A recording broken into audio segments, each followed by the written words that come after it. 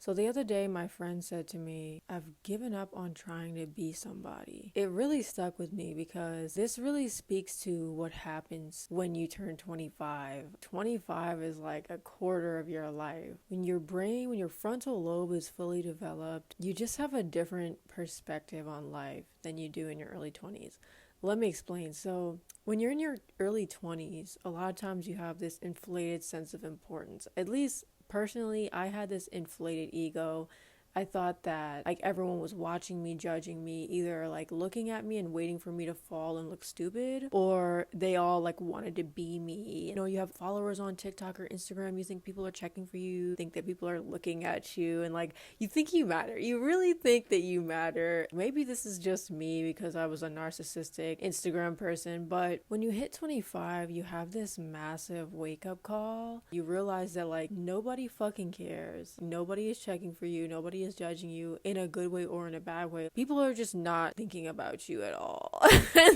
Yeah, when I was in my early 20s, I was so obsessed with being interesting and not really as focused on being interested in other people. The harsh truth is nobody cares, and you'll find this out soon enough if you haven't already. But when you get to a certain point, you notice that friends don't hit you up. People just forget that you exist if they don't see you, and like nobody's checking for you, nobody's hitting you up. Your boss or coworkers only talk to you if they need something from you. Like a lot of people only talk to you if they need something. This is not like me projecting or nothing. This is me being real. You're pretty much only seen as valuable as the value that you provide. And other people only really want to be around you if they feel good around you. I'm not saying that this is a good thing, but it's definitely a real thing. Yeah, so if you're like a negative Nancy who is always going through it, always got some type of hardship going on, like people just don't want to spend time with you because you bring them down, you're boring, you're negative, and you're needy. A lot of times you're gonna find yourself alone if you are putting off those kinds of vibes. It's unfortunate, but it's the reality. If you are always taking from your environments, people are gonna feel drained by you. But on the other hand, if you are going places, people are gonna want to hitch themselves onto you and just go along for the ride. And I say this to say you need to love yourself. There are gonna be times when nobody else is there to do that.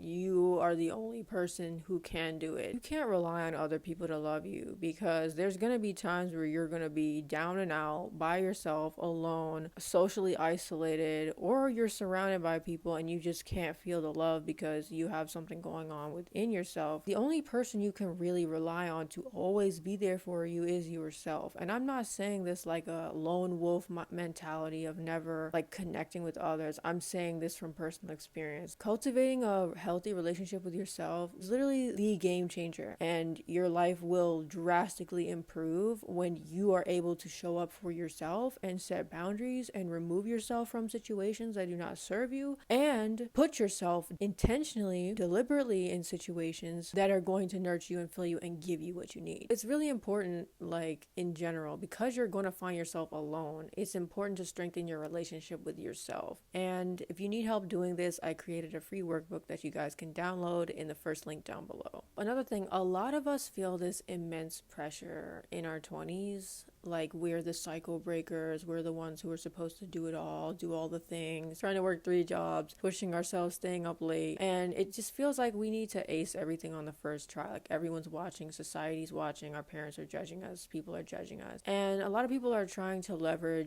climb these corporate ladders to get to this glamorous lifestyle that they've seen on social media. You know, it's not wrong to want nice things, but like what does it matter if you burn yourself out working to get to a life that you think is going to make you happy, and then the journey itself was miserable? It almost seems like a lot of young people are like, fuck it, do the hard work now so we can rest later. But that's literally exactly what the older generation thought too.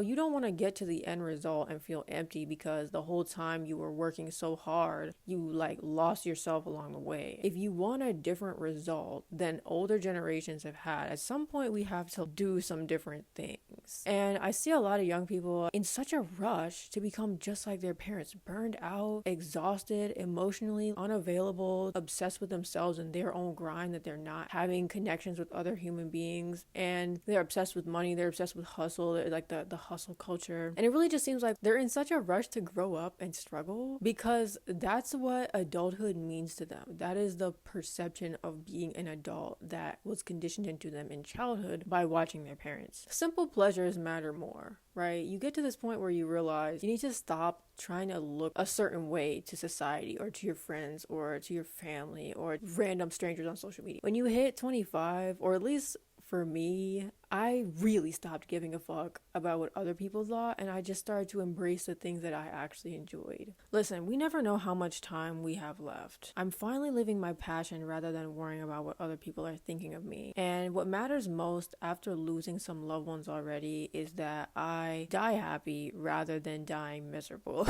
Because the thing that sucks the most is spending your whole life people pleasing, or like trying to fit into the conformity of society with a bunch of NPCs who don't know who they are and what they want. The other thing is that a lot of Gen Z is against work, hence the I'd rather die than work a 9-to-5 trend. But not working sucks just as much as working all the time. So not having any purpose is literally what you feel when you're depressed. And as someone who has suffered from depression for years, you just feel aimless, directionless, and like a worthless human being. And so this black and white thinking is the problem. Like slaving away all the time and also doing nothing are both extremes that create an imbalance. And so you can do both meaningful work and meaningful rest. I enjoy working because the work I'm doing now is more in alignment with who I am. Before, I was suffering and struggling so much against this idea of doing work that I didn't want to do. I was so focused on getting trapped doing work that I didn't want to do, and rather than using that same energy to actually find out who I am and what I want, and then put myself in those environments. So I'm very grateful that I'm figuring this out now. A lot of people do not like figure out what they want to do early in life. They figure it out later in life. And so like when you get to know yourself, it gets easier to make those big life decisions and to just set yourself up for success. Thank you so much for watching this video, and I'll see you in the next one.